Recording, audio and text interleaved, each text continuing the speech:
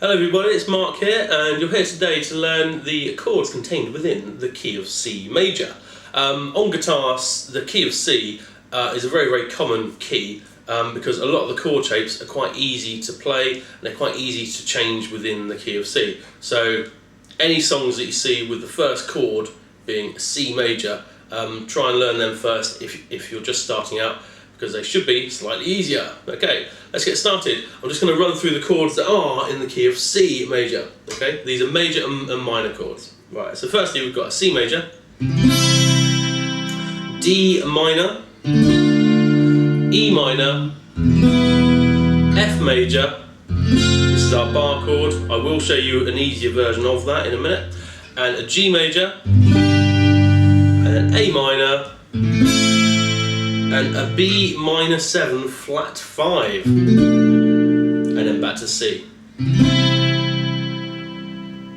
Okay, incidentally, that B minor 7 flat 5 can also be called a half diminished chord, or some people just call it a diminished chord for short. Alright, okay, so the order there was major, minor, minor, major, major, minor, diminished. C major, D minor, E minor, F major, G major, A minor, B minor 7 flat 5, or B half diminished, or B diminished. We'll call it diminished, okay? And back to C again, alright? Any major key always follows that same pattern, okay? Major, minor, minor, major, major, minor, diminished. Remember that and it will really help you out later on.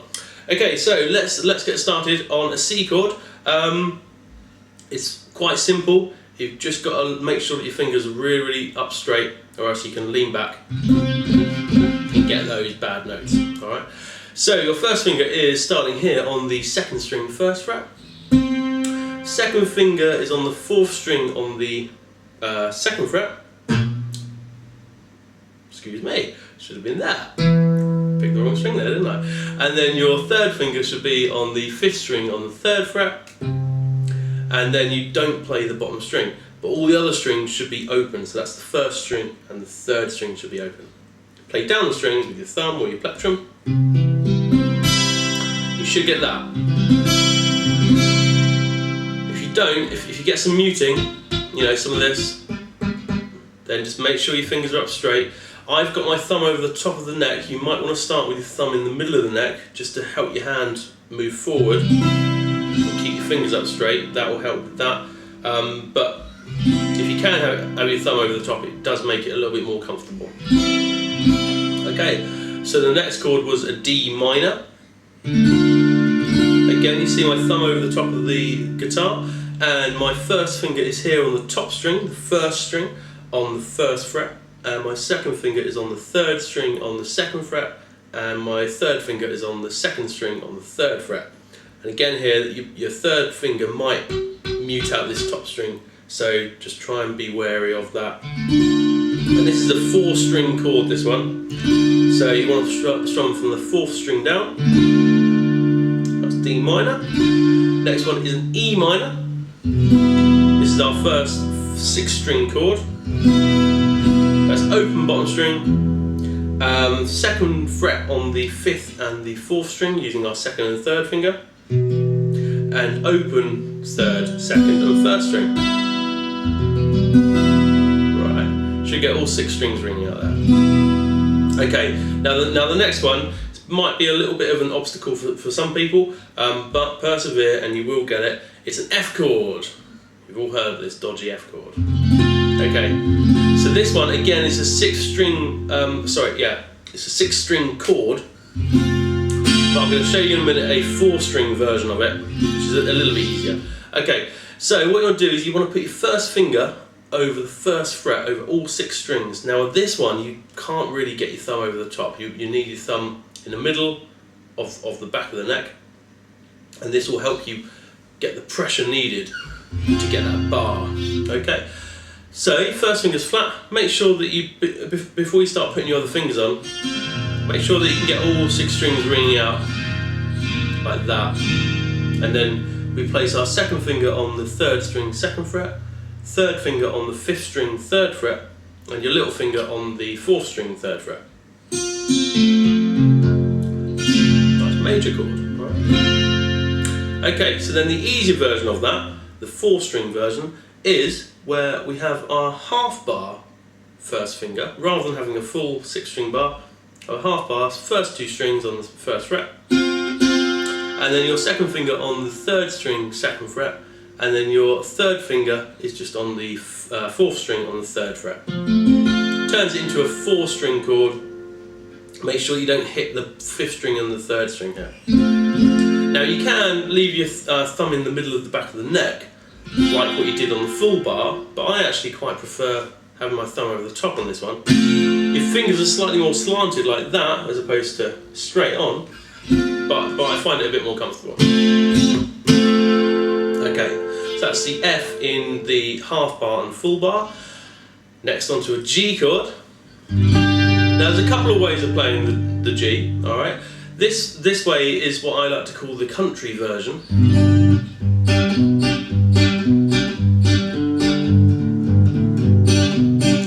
Sounds countryish, right? Okay, so your first finger goes here on the 5th string, 2nd fret, second finger here on the bottom string, 3rd fret, and your 3rd finger here on the 2nd string on the 3rd fret, and your little finger on the top string, 1st string on the 3rd fret. Should sound like that.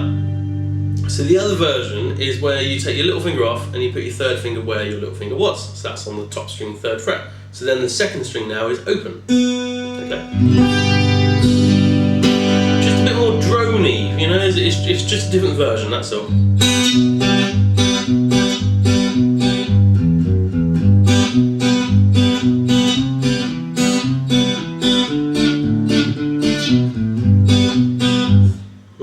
Right, that was in the key of G there.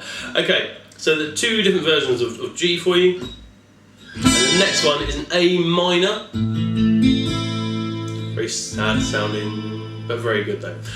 Okay, this time round we are 1st finger on the 2nd string, 1st fret, 2nd finger on the 4th string, 2nd fret, and your 3rd finger on the 3rd string, 2nd fret, and your 1st string and your 5th string should be open, and don't play your bottom string. And it's strummed out.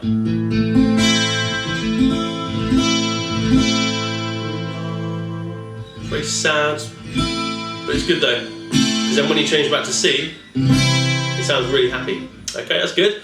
Then the next chord, this was that B minor 7 flat 5, or half diminished or diminished chord. Okay, and this one is kind of like the one that's left over at the end, so you probably won't see it very much in songs that you play, but it's worth learning anyway, because you never know, you might have to play it one day. Okay, it doesn't sound very nice either, does it?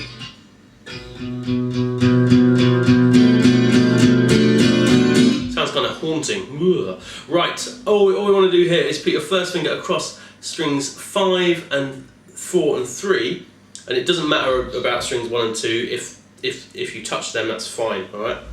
Then you want to put your 2nd finger on the 4th string on the 3rd fret, and your 3rd finger on the 2nd string, 3rd fret. And